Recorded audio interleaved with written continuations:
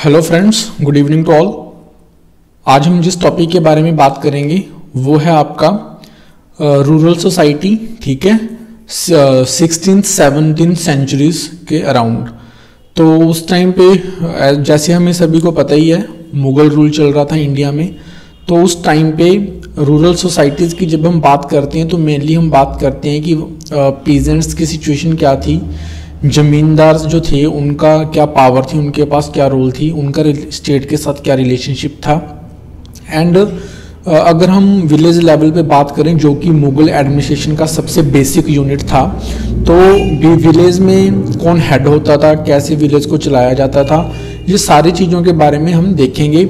लेकिन टॉपिक को स्टार्ट करने से पहले हम ये बात करेंगे कि जो भी चीज़ हमें ये इन्फॉर्मेशन मिलेगी, ठीक है, तो वो हमें इन्फॉर्मेशन कहाँ से मिलती है। तो हम स्टार्ट इस पॉइंट से ही करेंगे कि हमारा सोर्सेज ऑफ इंफॉर्मेशन क्या रहता है। ये आपकी बुक का थीम 8 है, ठीक है। इंडियन हिस्ट्री को हम कवर कर रहे हैं पार्ट 2, ठीक है। 12th क्लास की जो हिस्ट्री की बुक है उसके हिसाब से थीम 8 बनता है, ठीक है। लेकिन इस टॉपिक से बहुत सारे क्वेश्चंस वेरियस एग्जाम्स में से आपसे पूछे जाते हैं, ठीक है। चाहे आप स्टेट गवर्नमेंट के एग्जाम्स की बात करो या फिर आप यूपीएससी की बात करो, ये बेसिक बुक्स हैं, बेसिक चैप्टर्स हैं जिनकी नॉलेज आपको होनी चाहिए।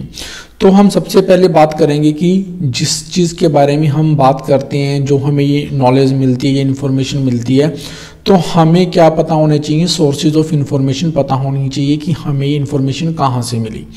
तो पर्टिकुलरली दिस टॉपिक के रिगार्डिंग अगर मैं बात करूँ तो हमारे सोर्सेज ऑफ इंफॉर्मेशन क्या हैं। क्रॉनिकल्स की बात आती है, डॉक्यूमेंट्स होते हैं जो मुगल कोर्ट के द्वारा लिखे जाते हैं, क्योंकि ये एक पूरा का पूरा यू कैन से कि एम्पायर है, ठीक है। बहुत सारे यहाँ पे किंग्स आए, बहुत लंबे समय तक इन्होंने इंडिया को रूल किया, एक स्टेबल रूल जिसको कहते हैं आप बोल सकते हो। तो उन्होंने काफ़ी कुछ एडमिनिस्ट्रेशन को अपना स्टेबल चलाने के लिए अपने कोर्ट में जो हैं वो पर्सन्स अपॉइंट किए हुए थे एडमिनिस्ट्रेटिव पॉइंट ऑफ व्यू से, कि वो जितने भी यहाँ पे रेवेन्यू सिस्टम के बारे में देखना है, मिलिट्री सिस्टम के बारे में देखना है, उसके बारे में क्या करें, रिकॉर्ड कीपिंग करें, सो दैट कि जो बादशाह हैं, किंग हैं, उनको उसकी इन्फॉर्मेशन पता चलती रहे। तो क्रॉनिकल्स में अगर मैं सबसे बात करूं, सबसे फेमस जो अकबर के टाइम पे लिखा गया वो था आईने अकबरी। ये उनके कोर्ट में जो पर्सन थे अबुल फैजल, उन्होंने लिखा था। ये 1598 में जो बुक लिखी गई थी, ये बुक उस समय लिखी गई थी जब उनके जो आपका शासन चल रहा था अकबर का, उसका 42nd ईयर था, ठीक है। तो बाय द स्टेट फॉर मतलब कि इस बुक में उन्होंने बहुत सारी इंफॉर्मेशंस को लिखा था कि जो कल्टीवेशन होती है, मेनली अगर रूरल सोसाइटी की बात करें तो मेनली आपका एग्रीकल्चरिस्ट डिपेंडेंट ही जो ये एम्पायर बनते थे। मुगल जो एम्पायर्स थे इंडिया में, बेसिकली हम नेक्स्ट स्लाइड में भी बात करेंगे, 85% जो आपकी पॉपुलेशन थी वो रूरल थी, और मेनली उसमें भी वो क्या थे, एग्रीकल्चरिस्ट थे। जो उनका रेवेन्यू था स्टेट का वो भी आपका एग्रीकल्चर डिपेंडेंट था। तो हम यहाँ पे बात करेंगे मेनली कि कल्टीवेशन लैंड किस हिसाब की होती थी, ठीक है, और कौन कौन से लोग जो हैं शामिल होते थे उसमें कल्टीवेशन करने में, ठीक है। जमींदार के साथ क्या रिलेशन था, स्टेट को वहाँ से रेवेन्यू कितना आता था, कैसे कैलकुलेट करते थे, कैसे डिवीजन की जाती थी लैंड को, ठीक है। Relationship between the state and the rural magnets, जो ये हम बात करते हैं कि जो विलेजेस हैं उनके साथ किंग जो है रिलेशनशिप बना के रखते थे थ्रू दी जमींदार्स।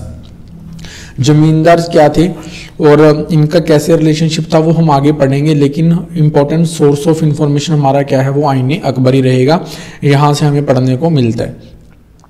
फिर एक इंपॉर्टेंट सोर्स और है बाबरनामा, ठीक है। ये भी एक बुक थी जो बाबर के रियाइन को रिप्रेजेंट करती है, मतलब कि उस टाइम पे बाबर के समय पे कैसा रूल था। एक तो उन्होंने पीजेंट्स ऑन द मूव के बारे में लिखा और इरिगेशन फैसिलिटी के बारे में लिखा है, ठीक है। बादशाह नामा की बात करें, शाहजहां के टाइम पे लिखी गई थी ये बुक। तो ये क्या है, आपके सोर्सेज ऑफ इंफॉर्मेशन है, जहाँ से हम जितनी भी इंफॉर्मेशन इस चैप्टर में आने वाले हमारा जो स्लाइड्स हैं टॉपिक के बारे में पढ़ेंगे वो हमें यहाँ से मिलती हैं। आईने अकबरी के बारे में हम यहीं पे देख लेते हैं कि प्रॉपर आईने अकबरी का जो ये बुक है वो क्या थी। अकबरनामा एक बुक लिखी गई थी, उस बुक का ये पार्ट था। अकबरनामा में 3 बुक्स थी, और जो ये आपकी आईने अकबरी है वो आपकी 3rd नंबर की बुक थी, ठीक है। पूरे अकबर के शासनकाल को नोट डाउन करने के लिए 3 बुक्स लिखी गई थी अकबरनामा जिसको बोलते हैं, उसमें से जो 3rd बुक है वो आपकी आईन अकबरी थी। ठीक है, आईन अकबरी इटसेल्फ कंटेन्स 5 बुक्स। जो आईन अकबरी है वो 5 बुक्स थी अपने आप में, बुक्स को वो दफ्तर्स भी बोलते थे। ठीक है, फर्स्ट बुक जो थी आईन अकबरी का जो फर्स्ट पार्ट था वो मंजिल आबादी के बारे में बात करते हैं, जिसका मतलब क्या है कि Amperian courts and it's maintenance, जो इंपीरियल हाउस होल्ड है या उसकी मेंटेनेंस है कैसे की जाती है उसके बारे में होता था। सेकंड बुक जो है वो आपकी सिपा आबादी, ठीक है, वो आपकी मिलिट्री एंड सिविल एडमिनिस्ट्रेशन के बारे में बताती थी। मुल्क आबादी जो है वो आपकी फिजिकल एडमिनिस्ट्रेशन के बारे में बताती थी, जो ही बहुत इंपॉर्टेंट बुक है। कैसे मुगल एडमिनिस्ट्रेशन में हम पूरे के पूरे एरिया को सूबाज में बांटते थे जिसको प्रोविंसेस बोलते हैं, फिर हम उनकी कैसे आगे फर्दर डिविजन्स करते थे अप टू द विलेजेस, इसके बारे में सारा डिटेल में लिखा हुआ है। एक वर्ड वहाँ पे यूज किया गया है कि सुरघल, एक चैरिटी अमाउंट होती थी जो आपकी कोर्ट की तरफ से दी जाती थी। ठीक है, 5th बुक जो है वो आपकी religious and literary and cultural traditions के बारे में है जो उस समय इंडिया के लोग फॉलो करते थे, या फिर अकबर की जो इंपॉर्टेंट सेइंग्स हैं वो भी इस बुक में लिखी हुई हैं जो अकबर ने इंपॉर्टेंट बातें कही। तो हमने इंपॉर्टेंट सोर्सेज ऑफ इंफॉर्मेशन देख लिए। आईन अकबरी के बारे में जो भी 3-4 मेन चीज़ें हैं जो आपसे एग्जाम में पूछी जाती हैं, कितने पार्ट इस बुक में है, अकबरनामा का पार्ट है, कौन सा पार्ट कौन सी चीज़ के बारे में बताता है, जितना आपको एग्जाम में पूछा जाता है वो हमने यहाँ पे डिस्कस कर लिया। ठीक है, तो ये हो गए हमारे सोर्सेज ऑफ इंफॉर्मेशन। अभी प्रॉपर इंफॉर्मेशन क्या मिली हम वो देखते हैं। सबसे पहले तो हम बात करते हैं कि जो डिस्कस हम करेंगे वो हम रूरल सोसाइटी के बारे में बात करेंगे। रूरल सोसाइटी इसीलिए क्योंकि ये माना जाता है कि 85% ऑफ द पॉपुलेशन उस समय पे 16-17 सेंचुरीज के अराउंड आपकी जो पॉपुलेशन है वो क्या रहती थी, 85% विलेजेस में रहती थी, और उसमें से भी ज़्यादातर लोग जो हैं वो आपके एग्रीकल्चरिस्ट ही थे, यानी कि फार्मर्स थे, खेती वगैरह करते थे जो भी लोग थे। ऐसा नहीं है कि वो सिर्फ खेती ही करते थे, आर्टिशियंस वर्क भी करते थे, लेकिन ज़्यादातर लोग जो हैं वो क्या होते थे, आपके किसान होते थे। और बेसिक यूनिट जो आपकी एडमिनिस्ट्रेशन की होती थी वो आपकी विलेज होती थी। ठीक है, इस विलेज को हेड कौन करता था, जिसको वो बोलते थे या तो मुकद्दम बोलते थे या फिर मंडल बोलते थे। ये भी आपका पेपर पॉइंट ऑफ व्यू से इंपॉर्टेंट पॉइंट है। ठीक है, अब हम जब विलेज एज आ सिंगल और बेसिक यूनिट की बात करेंगे तो हम एक चीज का ध्यान वहां पे रखेंगे कि ऐसा नहीं है कि सारा का सारा जो विलेज लैंड होती है वो प्लेन होती है। टॉपोग्राफी जो होती है वो डिफरेंट होती है, मतलब वहाँ पे आपको ऐसे रीजन्स भी देखने को मिल सकते हैं जो हिली एरियाज हों, या फिर ऐसे एरियाज हो सकते हैं जहाँ पे लैंड फर्टाइल ना हो, जहाँ वहाँ पे फॉरेस्ट हो सकते हैं। ठीक है, ड्राई लैंड्स हो सकती हैं। तो वेरी टाइप ऑफ टॉपोग्राफी जो है वो एक विलेज में देखने को आपको मिल सकती है। ठीक है, फिर हम बात करते हैं कि जो एग्रीकल्चरिस्ट हैं जिनको हम पीजेंट्स बोलते हैं उनको डिफरेंट डिफरेंट नेम के साथ वहाँ पे मेंशन किया हुआ जो हमें आईन अकबरी बुक से पता चलता है। क्या क्या नेम होते थे उनके रायत यूज़ किया जा सकता था, किसान, असमी एंड या फिर मुजारियन। ठीक है, ये वर्ड जो है पीजेंट्स के लिए यूज़ किए जाते थे। अभी ये बोल रहे हैं कि जो पीजेंट्स होते थे वो सीजनल टास्क करते थे। सीजनल टास्क में जैसे अभी भी हमें पता है कि जो फार्मर्स होते हैं, अगर हम नॉर्दर्न इंडिया की बात करें कि 2 ही फसलें साल में उगाते हैं, तो जो बीच का एक बार उगाने के बाद बीच का जो टाइम पीरियड होता है वो अगर उनका फ्री है तो कोई और काम भी कर सकते हैं। तो सीजनल में जैसे वो टाइलिंग करते थे, टिलिंग करते थे। ठीक है, पहले मतलब फील्ड को प्रिपेयर करते थे। ठीक है, फिर उसमें बीज बोते थे, फिर क्रॉप जब हो जाती थी उसको हार्वेस्ट कर लेते थे, या फिर उसके बाद भी अगर बात करें तो लेबर देते थे वो production of agro based goods में। जैसे मान लो आपको गन्ने से शुगर बनानी है या फिर आपको ऑयल निकालना है, ठीक है, मस्टर्ड ऑयल बनाना है, तो इस तरह के बाद में फिर वो एक्टिविटीज़ में अपनी क्या करते थे, लेबर देते थे। तो कहने का मतलब क्या होता है कि पीजेंट्स जो हैं वो सीजनल वर्क हैं, पीजेंट्स भी हैं, या फिर बाद में वो क्या करते हैं किसी और इंडस्ट्रियल टाइप के वर्क में भी काम करते हैं। पीजेंट्स आर ऑफ 2 टाइप्स, 2 तरह के पीजेंट्स के बारे में हमें वहाँ पे पता लगता है। एक है आपके खुद खस्ता, एक है आपके पाई खस्ता। खुद खस्ता मतलब वो होते थे जिनके पास अपनी लैंड होती थी, ठीक है, ओनर होते थे अपनी ही लैंड के। पाई खस्ता वो लोग होते थे जिनके पास अपनी लैंड नहीं होती थी, कॉन्ट्रैक्चुअल एग्रीकल्चर करते थे, मतलब कि किसी और से कॉन्ट्रैक्ट पे पहले वो जमीन लेते थे, उसके ऊपर खेती करते थे। अभी यहाँ पे 1-2 बात और इम्पोर्टेंट है कि इसके 2-3 रीज़न हो सकते हैं। या तो वो खुद से अपना विलेज छोड़ के किसी और विलेज में जा रहे हैं, ठीक है, क्योंकि वो फर्टाइल एरियाज हैं, वहाँ पे जाके कॉन्ट्रेक्चुअल बेसिस पे खेती करते थे, या फिर उनको बाय फोर्स मतलब कि डिजास्टर्स आ गए, फेमाइंस आ गई, उनको अपना विलेज छोड़ के जाना पड़ रहा है, तो वहाँ पे दूसरे विलेज में जाके वहाँ पे लैंड क्या करते थे, वो पहले रेंट पे लेते थे, वहाँ पे फिर क्या करते थे, एग्रीकल्चर करते थे। फिर हमें यहाँ पे पता चलता है इरिगेशन फैसिलिटी के बारे में, टेक्नोलॉजी के बारे में। ज़्यादातर हम ये बात करते हैं, बाबरनामा बुक से हमें ये पता चलता है कि इंडिया में जब हम बात करते हैं कि खरीफ क्रॉप्स और रबी क्रॉप्स, खरीफ क्रॉप्स ऐसे उस समय इतनी बारिश हो जाती थी, ठीक है, कि खरीफ क्रॉप्स हो जाती थी, और जब आपकी रबी क्रॉप्स की बात आती है तो बारिश नहीं भी होती तो उसमें से वो क्रॉप्स हो जाती थी, ठीक है, तो ज़्यादा इरिगेशन की ज़रूरत पड़ती नहीं थी। बाबरनामा की बुक से मुझे पता चलता है। लेकिन फिर भी ऐसा नहीं है कि इरिगेशन होती ही नहीं थी, थ्रू वेल्स वो इरिगेशन करते थे।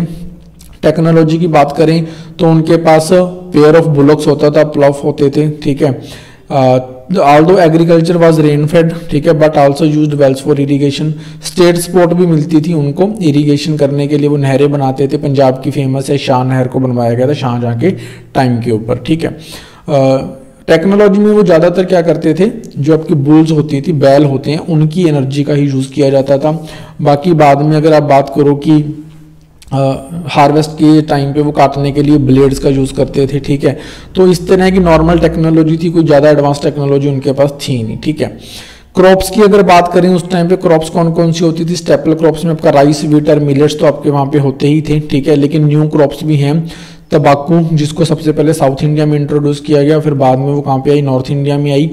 मेज जो आपकी मक्की की क्रॉप होती है वो भी बाहर से है, टोमेटो, पोटैटो, ठीक है। चिलीज, पाइनएप्पल एंड पपाया ये आपकी बाहर से आई हुई क्रॉप्स हैं, यहाँ पे स्टेपल क्रॉप्स नहीं है, यहाँ पे उनकी खेती पहले होती नहीं थी, ठीक है। आने का रीज़न क्या था, क्योंकि आपके यूरोपियन ट्रैवलर्स आए हैं या फिर आपके हमलावर बाहर से आए हैं, उनकी वजह से जब यहाँ पे वो सेटल्ड हुए तो उन्होंने इंट्रोड्यूस किया यहाँ पे। बात करें कि इरिगेशन अगर जहाँ पे अच्छी अगर ठीक ठीक होती थी वहाँ पे 2 फसला साल में 2 बार भी फसल हो जाती थी, ठीक है। और अगर जहाँ पे ज़्यादा आपका इरिगेशन की फैसिलिटीज़ अवेलेबल हैं, बहुत ज़्यादा अच्छी हैं, तो वहाँ पे 3 फसल भी एक साल में किसान क्या कर लेते थे, पैदा कर लेते थे, ठीक है। अभी क्या होता है कि स्टेपल क्रॉप्स के अलावा कुछ क्रॉप्स होती थी जिनको परफेक्ट क्रॉप्स बोला गया है, वो आपका कमर्शियल एग्रीकल्चर का पार्ट है, जिनको जिनसे कामिल क्रॉप्स बोला गया है। जैसे मान लो कॉटन हो गया, शुगर हो गया, ये आपकी कौन सी क्रॉप्स हैं, जिनसे कामिल क्रॉप्स हैं। कैश क्रॉप्स होती थी, अच्छा रेवेन्यू जो है यहाँ से स्टेट को मिलता था, ठीक है। अभी इसी रूरल सोसाइटी में एग्रीकल्चर पॉइंट ऑफ व्यू से देखते हुए हम वुमेन के पार्टिसिपेशन की भी बात कर लेते हैं। वुमेन जो है also played important role, like sowing, weeding, threshing, winnowing इन एक्टिविटीज़ में अच्छा पार्टिसिपेट करते थे।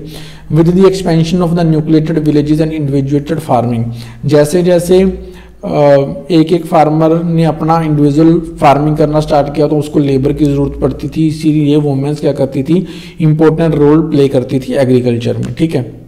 Among the landed gentry, women had right to inherit property and also acquire the zamindari. Normal अगर हम बात करें कि इंटरमीडिएट लेवल या लोअर लेवल पे जो वुमेन्स होती थी, ठीक है, वो इस तरह की एक्टिविटीज़ में पार्टिसिपेट करती थी, like sowing, weeding and threshing. जो अपर लोग होते थे जिनके पास थोड़ा पैसा ज़्यादा होता तो उन वुमेन्स के पास प्रॉपर्टी इनहेरिट करने का या जमींदारी के राइट्स भी उनके पास होते थे। यानी कि वुमेन्स की ठीक ठीक पोजीशन होती थी, ऐसा नहीं है कि वो काम नहीं करती थी या फिर 4 दीवारी में उनको बंद रखते थे। इनकी अच्छी वैल्यू थी क्योंकि एग्रीकल्चर के लिए लेबर फोर्स की ज़रूरत पड़ती थी, ठीक है, इसलिए वुमेन्स को ज़्यादा इंपॉर्टेंस भी दी जाती थी।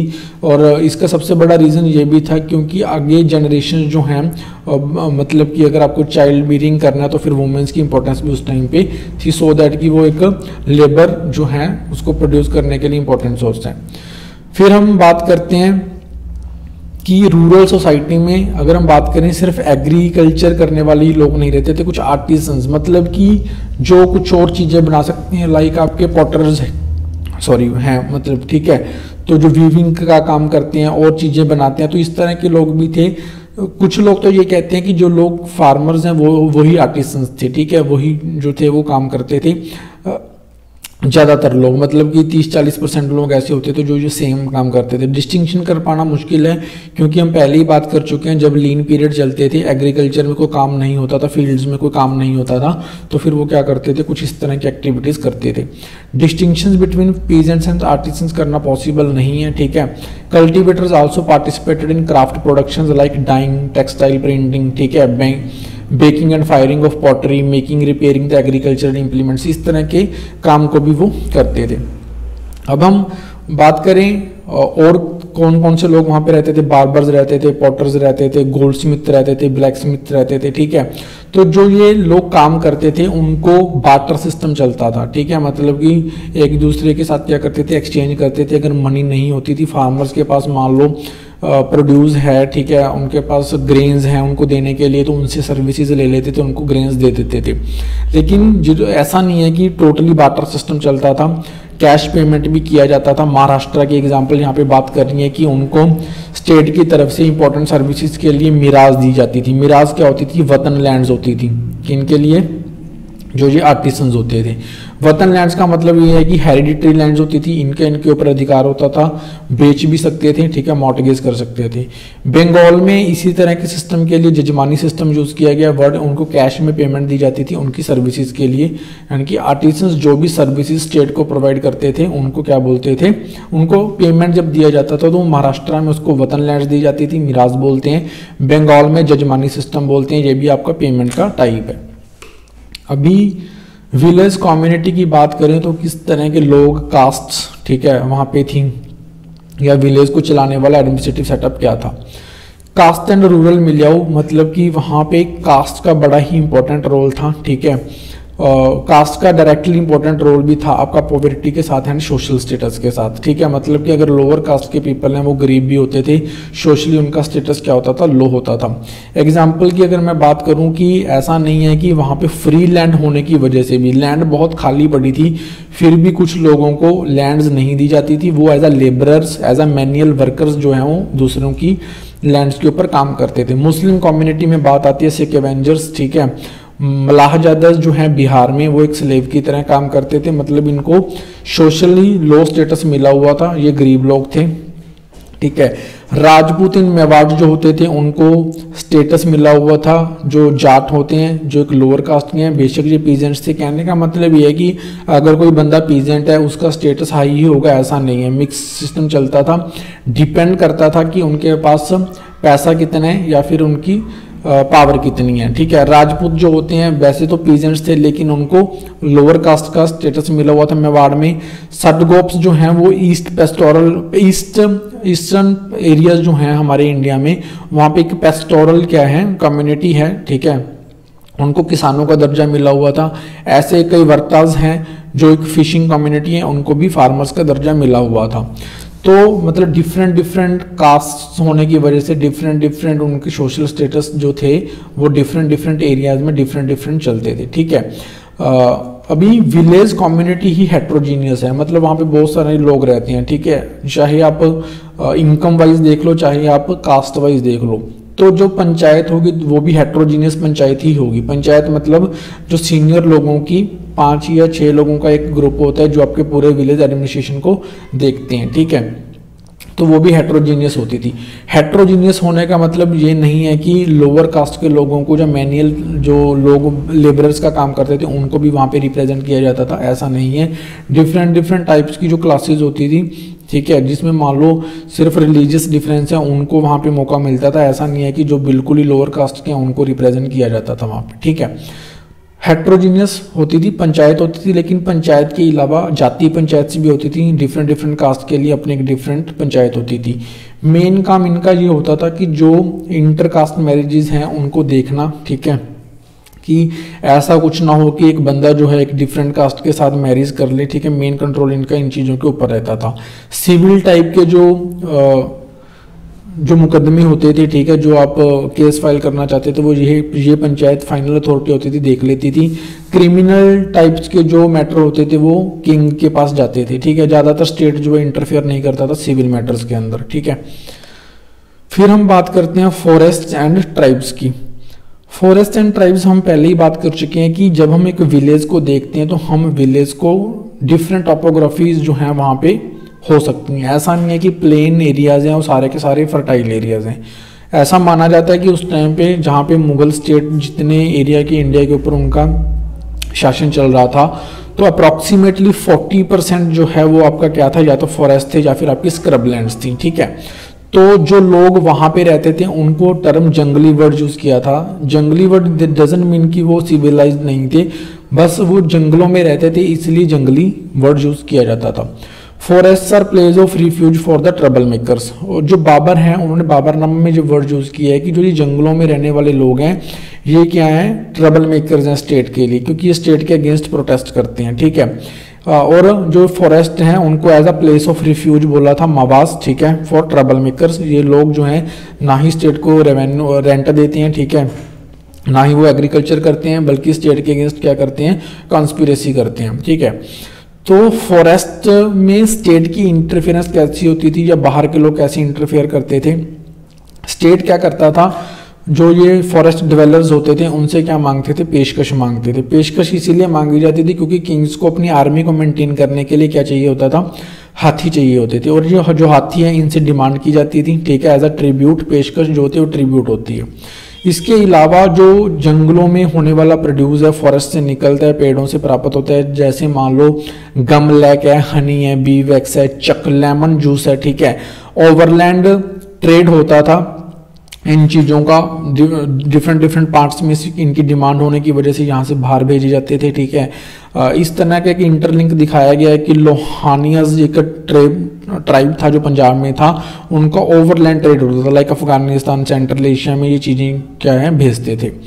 इसके अलावा जो फॉरेस्ट में रहने वाली कम्युनिटीज़ थी उनके अंदर भी अपने अपने चीफ होते थे, सरदार होते थे। इसकी वजह से वहाँ पे किंगडम डेवलप हुए। ठीक है, असम की बात करें तो वहाँ पे अहोम किंगडम चलता था। ठीक है, और उन्होंने ये मैंडेटरी कर रखा था कि अगर वहाँ पे एलिफेंट्स को कैप्चर किया जाएगा, वो सिर्फ स्टेट की मोनोपोली है, कोई आम व्यक्ति जो है वो एलिफेंट्स को कैप्चर नहीं कर सकता।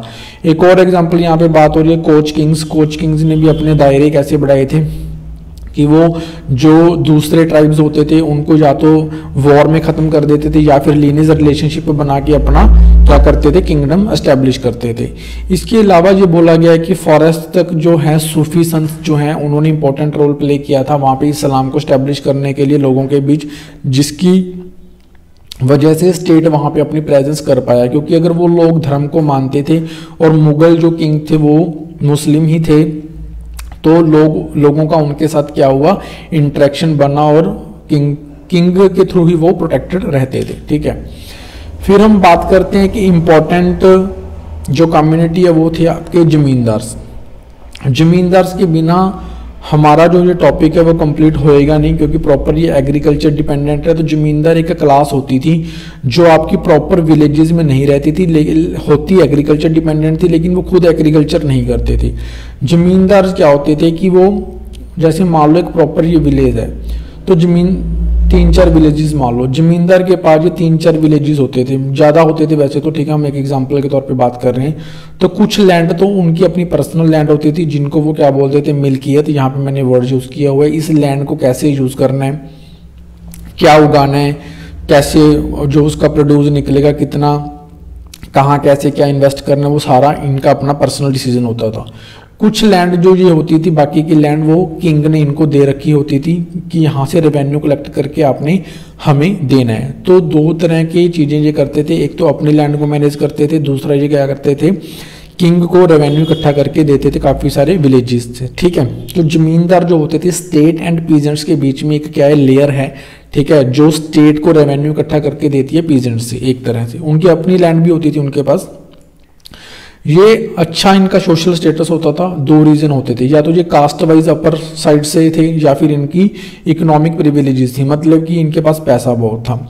अब जमींदारी सेटअप कैसे हुई, ठीक है, यहाँ पे मैंने लिखा है कास्ट एज अ फैक्टर। ठीक है, या फिर ये सर्विस देते थे स्टेट को, पैसा बहुत होता था तो स्टेट क्या करता था, स्टेट को ये पैसा दे के खिदमत करके, ठीक है, उनको क्या कर देते थे, उनसे रेवेन्यू कलेक्शन का अधिकार ले लेते थे। ठीक है, अभी इनके पास जमींदारी अगर हम बात करें तो किसी बंदे को जमींदारी कैसे मिलती थी, ये काफ़ी सारी चीज़ों के ऊपर डिपेंड करता था। कास्ट की बात हमने कर ली, पैसे की पावर की बात कर ली। सेकंड इंपॉर्टेंट पावर है मिलिट्री रिसोर्सेज। जिनके पास मिलिट्री रिसोर्सेज होते थे, वॉर करते थे, दूसरे लोगों से वॉर करते थे, उनसे जीत लेते थे, तो कंसोलिडेट करके लैंड अपनी ये बड़े बड़े जमींदार बन जाते थे। या फिर हमने जैसे ट्राइबल एरियाज में बात की कि इनका क्या होता था, लीनियज सिस्टम, मैरिज रिलेशन वगैरह करके, ठीक है, क्या कर लेते थे, अपना जमींदारी बनाते थे, कंसोलिडेट करते थे, लैंड परचेज कर लेते थे।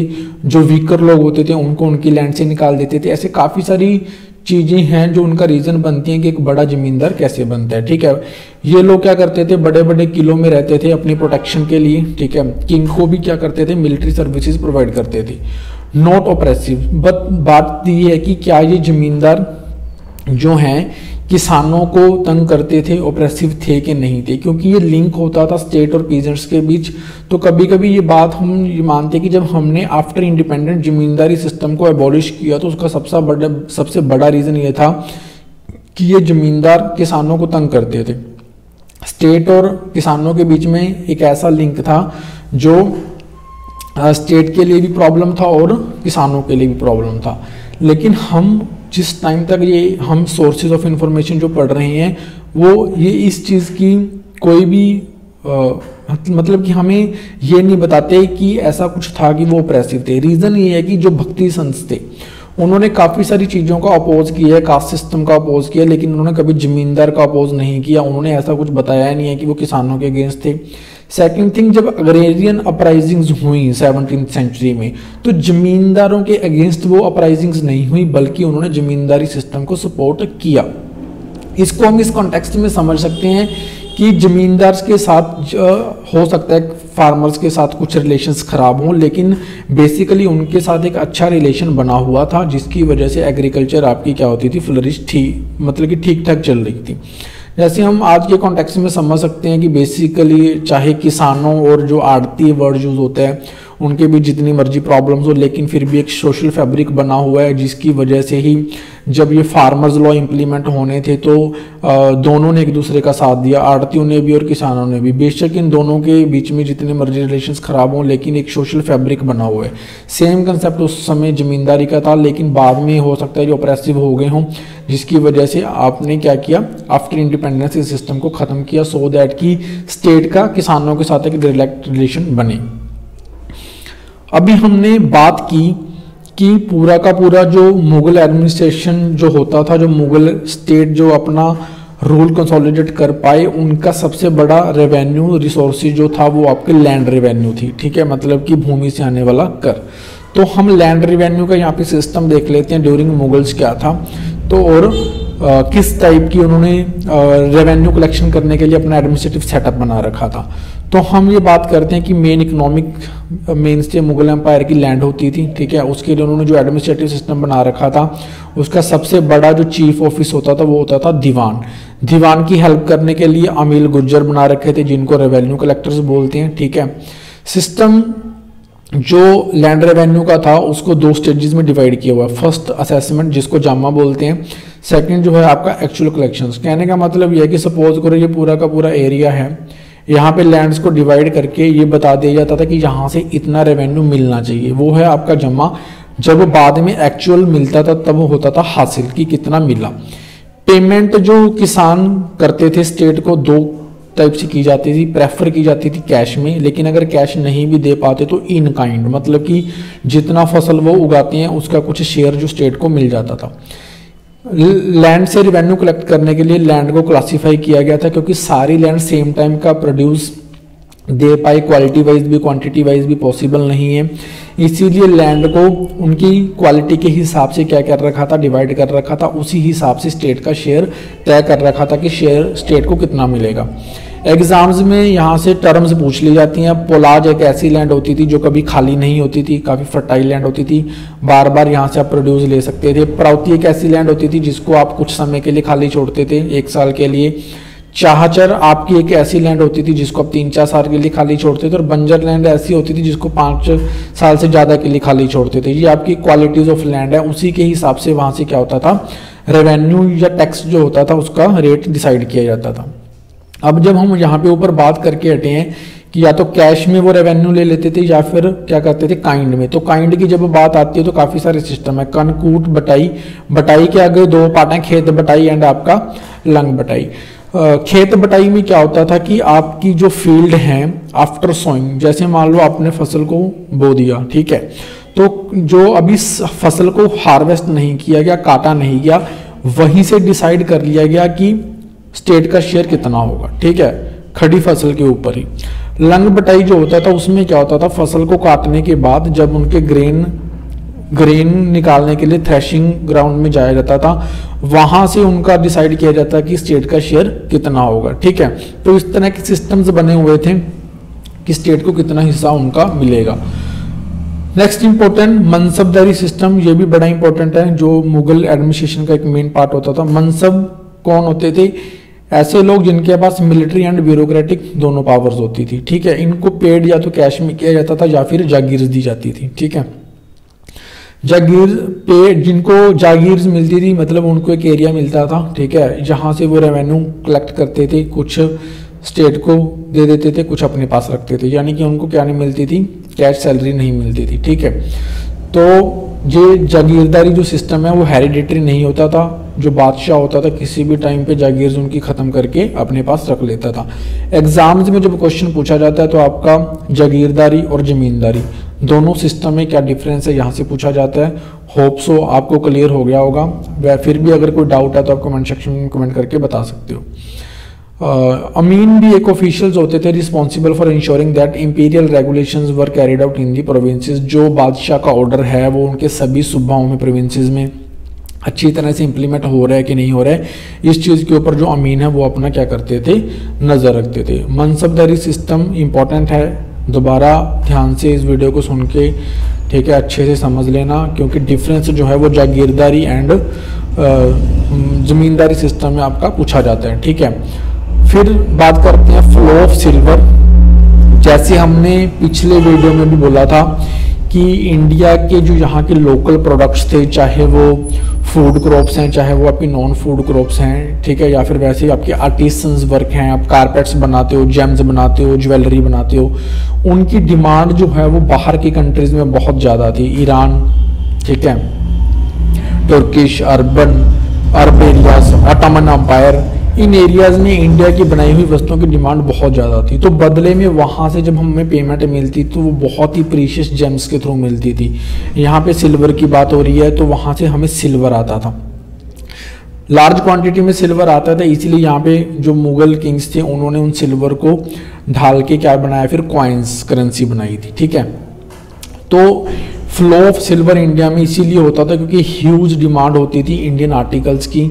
ये हमें पता कहाँ से चलता है, टेस्टिमनी कहाँ से होती है, इटालियन ट्रैवलर जिवोनी कैरेरी इस चीज़ के बारे में बताते हैं। उन्होंने एग्जांपल दिया कि इंडिया के जो आर्टिसंस, जो क्राफ्ट वर्क्स हैं, ठीक है, वो जब बाहर भेजे जाते थे तो इंडिया में जो पेमेंट होती थी वो मोका एक पोर्ट सिटी है रेड सी के ऊपर, ठीक है, जो बबल मंदेब के नज़दीक है, वहाँ पे इंडिया को मतलब कि पेमेंट के रूप में सिल्वर आता था। ये हमारी एक टेस्टिमनी, एग्जांपल्स आपको पता होनी चाहिए। तो बबल मंदेब की अगर हम बात करें तो क्या है, ये एक स्ट्रेट है, ठीक है, जो आपका Red Sea and Gulf of Aden को क्या करता है, अटैच करते हैं, ठीक है। तो बबल मंदेब स्टेट के बारे में भी आपको चलो यहाँ से ज्योग्राफी का थोड़ा आइडिया होगा, ठीक है, अदरवाइज ज्योग्राफी के लिए अलग से लेक्चर्स देखेंगे हम। तो ये था आपका थीम नंबर 8। सारी इंपॉर्टेंट इन्फॉर्मेशन ही हम अपने टॉपिक्स में डिस्कस करते हैं, बाकी काफ़ी सारी चीज़ें हैं जो एक्स्ट्रा लिख रखी हैं, हमने मेन चीज़ें समझ ली क्या होनी चाहिए। एग्जाम पॉइंट ऑफ व्यू से आपको क्या पूछा जा सकता है for your UPSC exams, state civil services exams and various other exams जो आपके स्टेट गवर्नमेंट के होते हैं। तो अगर आपको वीडियो अच्छी लगी हो तो प्लीज़ लाइक, शेयर, सब्सक्राइब करना, ठीक है, हमें मोटिवेट करते रहिए सो दैट कि हम आगे वीडियोस बनाते रहें।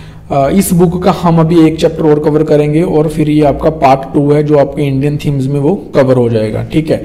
विजयनगर सिटी के बारे में हम कभी फिर डिस्कस करेंगे, ठीक है, हो सका तो उसके लिए सिर्फ एग्जाम पॉइंट ऑफ व्यू से डिस्कस कर लेंगे, क्योंकि उसमें अगर बात करें तो मेंस पॉइंट ऑफ व्यू से ज़्यादा कुछ पूछा जाता नहीं है। Thank you.